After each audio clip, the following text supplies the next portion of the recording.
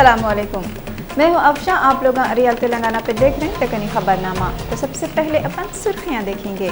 सुर्खियां बोले तो हेडलाइंस। तेलंगाना के चीफ मिनिस्टर के चंद्रशेखर राव से तेलंगाना के रोडों और बिल्डिंग के मिनिस्टर टी नागेश्वर और खेतीबाड़ी के मिनिस्टर पी श्रीनिवास मिले। बीजेपी के लीडर नागम जनार्दन रेड्डी तेलंगाना के चीफ मिनिस्टर के चंद्रशेखर राव तेलंगाना लिबरेशन डे नहीं मना रहे बोल के कुड़कुड़ाए। गणेश चतुर्थी के मौके पे हैदराबाद के सबसे बड़ी गणेश मूर्ति के दर्शन के वास्ते गवर्नर ESL नरसिम्हन खैरताबाद गणेश पंडाल को गए। इंडिया के प्राइम मिनिस्टर नरेंद्र मोदी की सालगिरह पे इंडिया के प्रेसिडेंट प्रणब मुखर्जी मुबारकबादी दिए। मक्का मुअज़्ज़मा में हुए हादसे में मरने वालों के रिश्तेदारों को 10-10 लाख रियाल मंजूर हो गए। लोगों को 10-10 लाख रियाल और जख्मियों को 5 लाख रियाल सऊदी हुकूमत देती कते। और अच्छे दिनों की आस में अभी भी हर शहर में लोग फुटपाथों पे रातां गुजार रहे। रियल तेलंगाना पे पेश है एक खास रिपोर्ट। अब अपन तफसील से न्यूज़ देखेंगे। तेलंगाना के रोडों बिल्डिंगों के मिनिस्टर टी नागेश्वर और खेतीबाड़ी के मिनिस्टर पी श्रीनिवास तेलंगाना के चीफ मिनिस्टर के चंद्रशेखर राव से मिले। तेलंगाना के चीफ मिनिस्टर के चंद्रशेखर राव चीन के दौरे से वापस आ गए। जुमेरात के दिन मेदक डिस्ट्रिक्ट गजबेल गने हैसो फार्म हाउस पे जाके तेलंगाना के रोडों के मिनिस्टर टी नागेश्वर और खेतीबाड़ी के मिनिस्टर पी श्रीनिवास KCR से मिले। ऐसा मालूम हुआ ये मीटिंग में रियासत में चल रही सियासी बातों पे डिस्कशन हुए और किसानों के खुदकुशियों के बारे में भी डिस्कस करे। इसके अलावा ये मीटिंग में असेंबली और काउंसिल के मीटिंगों के बारे में भी बातें करे बोल के मालूम हुआ। बीजेपी के लीडर नागम जनार्दन रेड्डी तेलंगाना के चीफ मिनिस्टर के चंद्रशेखर राव तेलंगाना लिबरेशन डे नहीं मना रहे बोल के आउट लिए। बीजेपी के पुराने लीडर नागम जनार्दन रेड्डी मीडिया के लोगों से बात करते हुए जुमेरात के दिन CM के चंद्रशेखर राव के ऊपर कुड़कुड़ा लिए और बोले कि अगर KCR लिबरेशन डे का जश्न नहीं मनाए तो आने वाले दिनों में KCR की वैल्यू ख़त्म हो जाएंगी। नागम बोले कि रियासत तेलंगाना को अलग कराने के वास्ते अलग अलग डिपार्टमेंटों में काम करने वाले लोग कोशिशें करे सो है। उन्होंने बोले लिबरेशन डे तेलंगाना की हुकूमत वाले नहीं मना रहे बोल के मालूम हुआ तो उनको बहुत अफसोस हो रहा कहते। తెలంగాణ తెచ్చుకున్నది ఇంతమంది సకల జనులం పోరాడి తెలంగాణ తెచ్చుకుని ఈరోజు కనీసం ఆనాడు మనకు స్వాతంత్ర దినాన్ని కూడా జరుపుకోలేని పరిస్థితి దుస్థితి రావడం చాలా బాధ ఇస్తుంది। ఈరోజు ఈ ప్రభుత్వం ఇక మహా అంటే ఒక 3 ఏళ్ళు ఉంటుంది, అంతకు మించి అయితే ఉండదు। ఇక దీనికి చరిత్ర లోపల KCR గారు చరిత్ర లోపల ఖచ్చితంగా చరిత్రహీనునిగా మిగిలిపోయే। हर साल के जैसा ये साल भी हैदराबाद में सबसे बड़ी गणेश की मूर्ति खैरताबाद में बिठाए। तेलंगाना और आंध्र प्रदेश के गवर्नर ESL नरसिम्हन खैरताबाद गणेश पंडाल को जाके दर्शन करे। खैरताबाद के एरिया में हर साल के जैसा ये साल भी बड़े गणेश की मूर्ति को बिठाए। ये मौके पे दोनों रियासतों के गवर्नर ESL नरसिम्हन और उनकी बीवी पहली पूजा करे। बाद में उत्सव कमेटी वाले गवर्नर और उनकी बीवी को शॉल उड़ाए। ऐसा मालूम हुआ CM KCR और उनकी फैमिली भी गणेश मूर्ति की पूजा करे। ये मौके पे MLA C कनका रेड्डी, पहले के मिनिस्टर दानम नागेंदर और MP अंजन कुमार यादव और दूसरे कितने की लोग वहाँ पे थे। तेलंगाना के होम मिनिस्टर नायनी नरसिम्हा रेड्डी जुमेरात के दिन तेलंगाना भवन में झंडा चढ़ाए। ये मौके पे नैनी नरसिम्हा रेड्डी बातें करते हुए किसानों को खुदकुशियां न को करो बोल के अपील करे। उन्होंने बोले किसानों को हर तरीके से मदद करने के वास्ते हुकूमत रेडी है। नैनी नरसिम्हा रेड्डी बोले किसानों के प्रॉब्लम मालूम करने के वास्ते डिस्ट्रिक्ट के हर एरिया में एक हेल्प कैंप लगाए कते। किसान जो फसलों को उगाए थे उसके अच्छे कीमत नहीं आए बोल के परेशान है। उन्होंने बोले ये मसले के हल के वास्ते गाँव में गोदामा बना के किसानों की मदद करेंगे।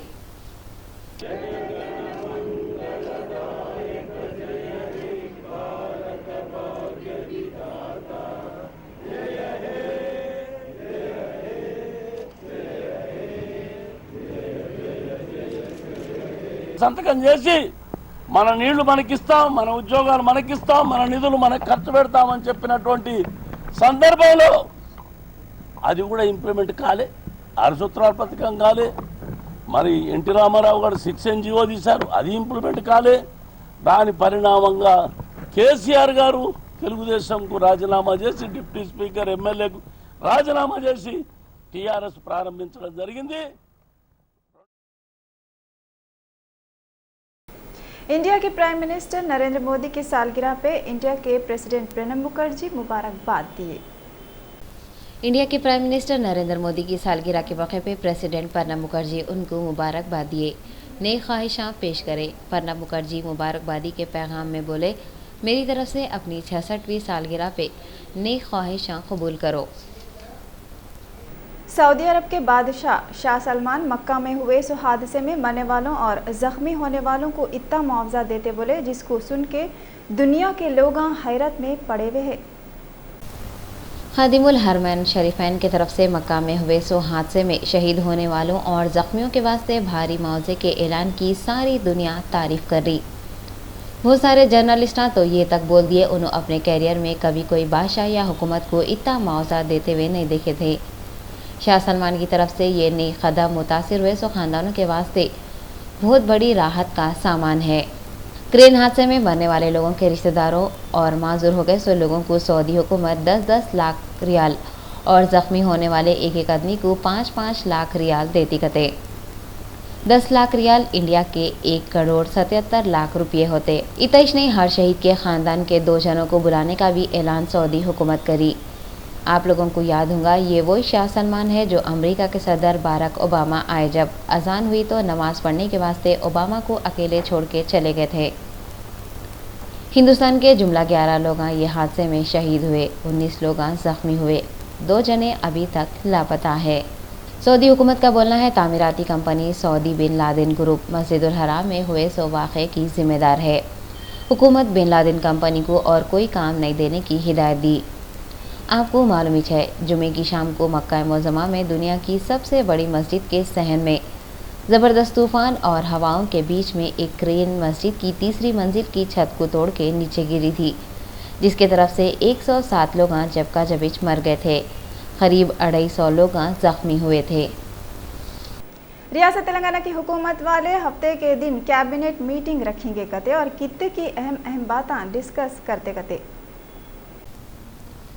ऐसा मालूम आते सो हफ्ते को रियासत तेलंगाना की हुकूमत वाले कैबिनेट की मीटिंग रख रही, 2 बजे से शुरू होती बोल रही। सो ये मीटिंग में असम्बली के मानसून सेशन, किसानों के खुदकुशियों के बारे में बात होंगी। इसके अलावा केसीआर के चीन के दौरे के साथ साथ मरे सो किसानों के घर वालों को एक्सग्रेशिया देने के बारे में भी डिस्कस करेंगे। किसान खुदकुशियाँ कर ले रहे बल्कि अपोजिशन पार्टियाँ वाले टीआरएस की हुकूमत के खिलाफ बोमड़ियाँ मार ले रहे। तेलंगाना के मिनिस्टर तलसानी श्रीनिवास जुमेरात के दिन सनत नगर के एरिया में 235 गरीब लोगों में घरों के पट्टे बांटे।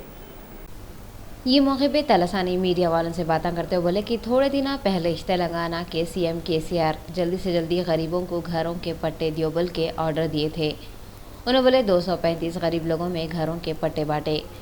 तलसानी बोले सीएम केसीआर का असल मकसद बंगारू तेलंगाना के जरिए गरीबों की तरक्की से मुमकिन है कहते। उन्होंने बोले सीएम केसीआर तेलंगाना रियासत को बंगारू तेलंगाना बनाने के वास्ते कोशिशें कर रही। అర్థమవుతుంది పేదవాళ్ళ కళ్ళల్లో ఆనందం చూడడం, మరి వాళ్లకు పట్టాలు ఇవ్వడము, ఇల్లు కట్టించడము, మరి ఇటువంటి కార్యక్రమాలు చేయడం ద్వారానే బంగారు తెలంగాణ నిర్మాణం జరుగుతుంది. 60-70 సంవత్సరాల నుంచి ఉన్నటువంటి కళ మరి ఈరోజు సాకారమైంది.